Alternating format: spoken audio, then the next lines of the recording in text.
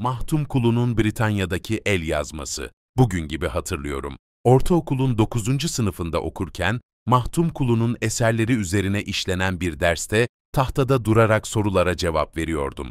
Türkmen Dili ve Edebiyatı öğretmenimiz Anna Geldi Durduyev birden bana beklenmedik bir soru sordu.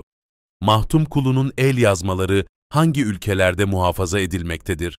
Nereden duyduğumu hatırlamıyorum ama tereddüt etmeden cevap verdim. Büyük Britanya'da. Öğretmenim cevabımdan memnun kaldı. Ortaokulu bitirdikten ve Mahdum Kulu Firaki'nin mirasını incelemeye yoğunlaştıktan sonra, büyük bilgenin dünyanın çeşitli ülkelerinde korunan el yazması eserleri hakkında büyük bir ilgi duydum. Ancak o okulda derse cevap verdiğim an hala hafızamda ve İngiltere'deki o büyük alimin el yazmasını görmek isteği kalbimde yaşamaya devam ediyordu. Gerçekten bir şeyi istersen olurmuş. 1992 yılında Büyük Britanya'daki Mahdum Kulu'nun Dostları Derneği'nin daveti üzerine Mahdum Kulu'nun şiir günlerine katılmak üzere o ülkeye gittiğimde asıl amacım Britanya Müzesi'ndeki el yazmasını görmekti. Kendime şöyle demiştim: ne kadar iyi, bu sonunda mutluluk. İngiltere'de yaşayan arkadaşımız Doktor Yusuf Azmu'nun çabaları sayesinde kalabalık Londra'nın merkezindeki Britanya Müzesi'nde buldum kendimi. Kaderin cilvesi olarak Rusça bilen ve Müslüman olduktan sonra Muhammed İsa Veyli ismini alan, Doğu bölümüne aşina, deneyimli bir bilim insanı bana rehberlik ediyordu. El yazmasını ellerime alıp 3 kez yüzüme sürdüm. Böylece el yazmasıyla tanışıklığım başladı. Kitabın asıl sahibi İranlı Türkmen Giliç Muhammed Ovnuk'tu ve bu değerli el yazmasını Denisov adında bir Rus'a vermişti.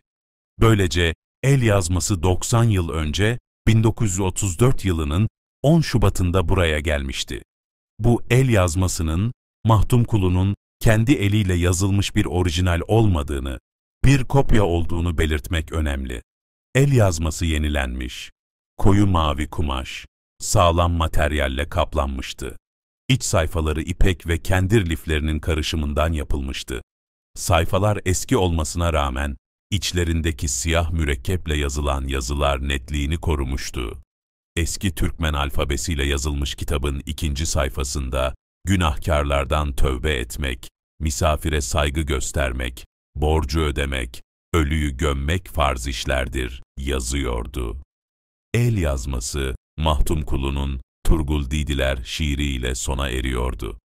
El yazması farklı dönemlerde farklı katipler tarafından kopyalanmıştı. Bunu yazı stillerinin farklılıkları açıkça gösteriyordu. Şairin "Dünya hey, hak için, gelse gerektir, nuksana gelgeyi, baddi yaranlar" gibi dini temalı şiirleri sayfalar boyunca ardı ardına gelir. Bu şiirlerden sonra yazı el değiştirir, ancak kağıt aynı kalır. Bagişla bizni, ön yardı bilinmez, depe nedir, düz nedir, göze mihmandır, er iyaninde bellidir, yeldim tut, köymen iyi gide, kilgül namazi, bir alladür gibi şiirlerin yazılışı, İran tarafından yetenekli bir katip tarafından kopyalandığına işaret ediyor. El yazmasındaki boldum giriyana, harap eyler, köz bile, gul bolgul gibi şiirlerin sayfalarının kenarları çeşitli çizimlerle süslenmiş. Muhammed İsa Veyli'nin düşüncesine göre bu şiirleri Giliç Muhammed kendi kopyalamış olabilir. Bir diğer önemli nokta, el yazmasına alınan şiirlerin bazılarının günümüze ulaşan nüshalarıyla karşılaştırıldığında bazı farklılıklar gösteriyor. Örneğin, göze mihmandür şiirindeki siyah taştan siyah kıl seçilmiş göz dizeleri el yazmasında sarı yağdan siyah kıl seçilmiş göz şeklinde yer alıyor. Buna benzer değişiklikler el yazmasının başka yerlerinde de karşılaşılıyor. Kitabın sonunda şairin Ata Menzer ve Bilal Bar şiirleri bulunuyor. Bu değerli el yazması Mahdum Kulu'nun şiirleriyle birlikte Şeyda'yı, Şabende, Talıbi, Zelili, Seydi, Dövletiyar, Yomut Özbek, Bende Mırat, Talıp gibi şairlerin şiirlerini de içeriyor. El yazmasının son sayfasının bir köşesine bazı dualar yazılmış. Ve böylece el yazmasıyla tanışmak için ayrılan zamanım sona erdi. Uzak bir diyarda bilge şairle buluşmuş gibi hissederek yola çıktım. Bu harika anlar, ömrümün en keyifli ve unutulmaz anları olarak hafızamda daima yer alacak. Yazar Atamurat Şaguliyev.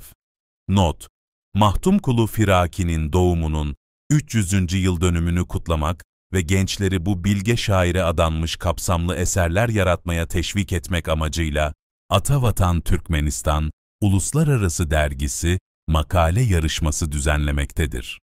Bu yarışma, yapay zekanın olanaklarından yararlanılarak gerçekleştirilmektedir ve Aktam Ekonomi Topluluğu'nun desteğiyle yürütülmektedir. Ayrıca bu yarışmada yer alan makaleleri web sitemizden Türkmence, İngilizce ve Türkçe olarak okuyabilirsiniz. Yapay zeka kullanılarak özel bir video hazırlayacak ve Atavatan TV YouTube kanalı ile atavatantv.com web sitesi aracılığıyla dünya çapındaki izleyicilere ulaştıracağız.